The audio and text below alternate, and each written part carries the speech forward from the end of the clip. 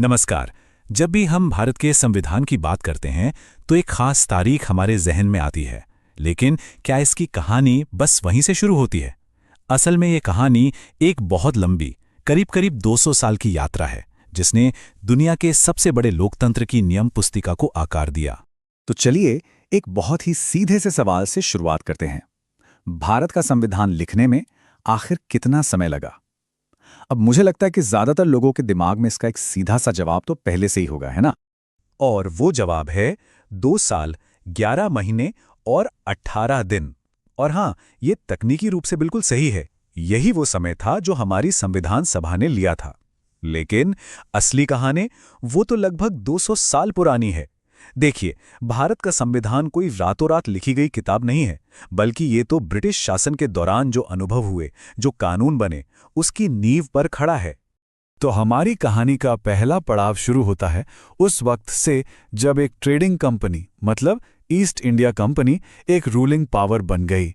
और ये कहानी है कंट्रोल और सेंट्रलाइजेशन की। तो आखिर प्रॉब्लम क्या थी? बात बहुत सीधी सी थी।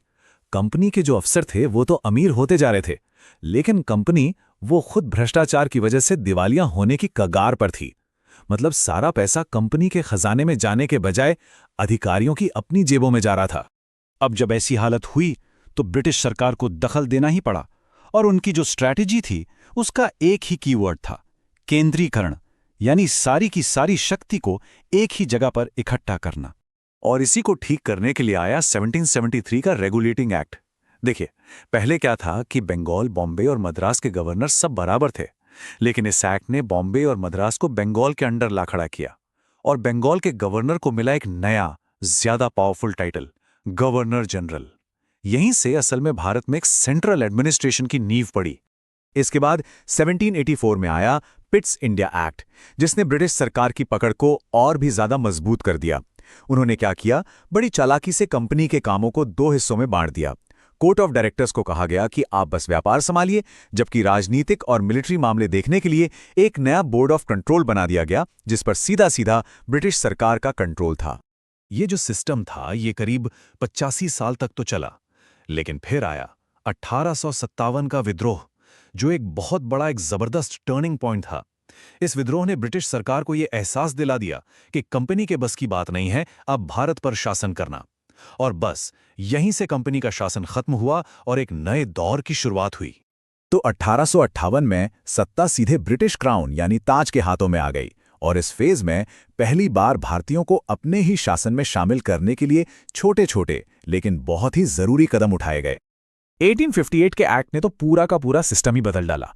जो गवर्नर जनरल का पद था वो अब बन गया वायसराय, जो सीधे ताज का प्रतिनिधि होता था। और लंदन में एक नया पद बना, secretary of state for India, जो सीधा ब्रिटिश संसद को जवाब देता था। इस दौर का एक सबसे जरूरी कदम था 1861 का इंडियन काउंसिल्स एक्ट।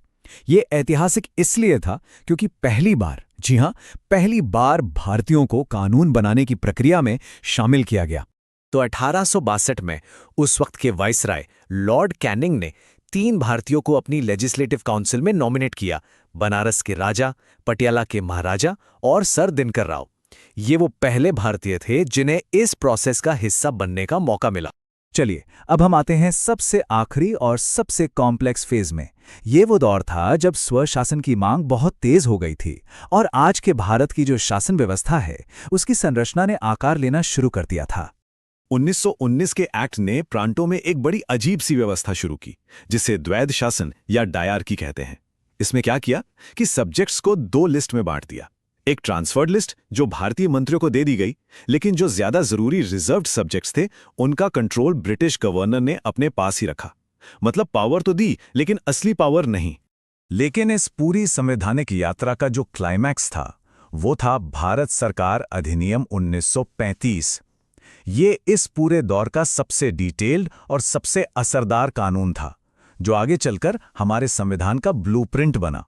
इसके साइज का अंदाजा लगाना है तो बस ये एक नंबर देखिए, 321। जी, 1935 के इस एक्ट में 321 सेक्शंस और 10 स्केड्यूल्स थे। ये अपने आप में ही एक छोटा मोटा संविधान था। और इसका असर कितना गहरा था शायद यकीन न हो, लेकिन भारत का जो फाइनल संविधान बना, उसका 50% से भी ज्यादा हिस्सा सीधा का सीधा इसी 1935 के एक्ट से लिया गया था। ये सचमुच हमारे संविधान का ढांचा था। इस एक्ट ने कई बड़े और जरूरी काम किए। इसने प्रांतों से वो अजीब वाला डायरकी सिस्टम खत्म किया और प्रोविंशियल ऑटोनॉमी यानी प्रांतीय स्वायत्ता की शुरुआत की। इसने एक फेडरल कोर्ट की स्थापना की जो बाद में हमारा सुप्रीम कोर्ट बना, और हाँ, रिजर्व बैंक ऑफ इंडिया की भी नींव इसी ने रखी। तो ये एक जीती जागती विरासत है। ये पूरी यात्रा हमें दिखाती है कि कैसे 200 साल के लंबे इतिहास ने एक देश को गढ़ा, एक ऐसे सिस्टम से जो पूरी तरह कंट्रोल पर आधारित था, एक ऐसे सिस्टम की तरफ जो सेल्फ गवर्नेंस की ओर बढ़ रहा था। सेंट्रलाइजेशन से प्रांतीय स्वायत्तता तक का सफर और ब्रिटिश कंट्रोल से भारतीय रिप्रेजेंटेशन तक का सफर, इसी ने दुनिया के सबसे बड़े लोकतंत्र की नींव रखी। तो इस 200 साल की लंबी यात्रा ने भारत की रूल बुक तैयार की। लेकिन आज सोचने वाली बात यह है कि इस लंबे सफर से जो सबक मिले, उनमें से कौन सा सबक आज हमारे लिए सबसे ज्यादा जरूरी है।